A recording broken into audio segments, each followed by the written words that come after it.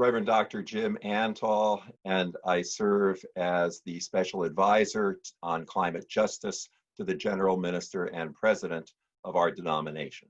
At the core of every world religion is a common affirmation often referred to as the Golden Rule. We are to love our neighbors as ourselves. A central theme in my book, Climate Church, Climate World, is the recognition that the religions of the world need to enlarge their understanding of who counts as neighbor. Climate change is no longer a future event, it's happening now.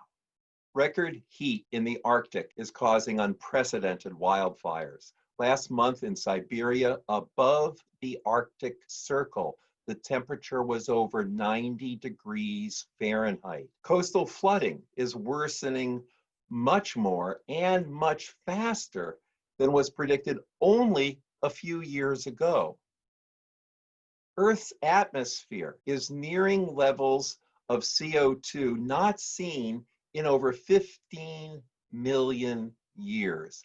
Since 2006, I've been telling pastors that if religious leaders don't repurpose the church to address the climate crisis within a decade, the only use people will have for religion will be to express our grief over the world we let go. Some important lessons from the COVID crisis. Humanity is capable of making major changes to how we live very quickly. We need to recognize this as a superpower and immediately exercise this superpower to embrace the changes science says we must to avoid climate catastrophe.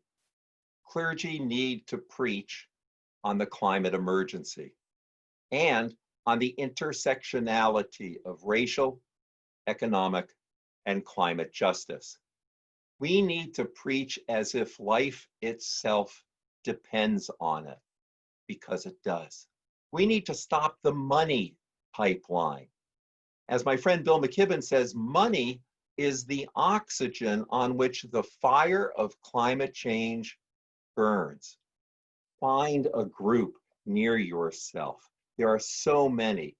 Try to unite across generations. And what you will find is that the Holy Spirit will fill you with power in order to resist climate change and bring forth a restored creation.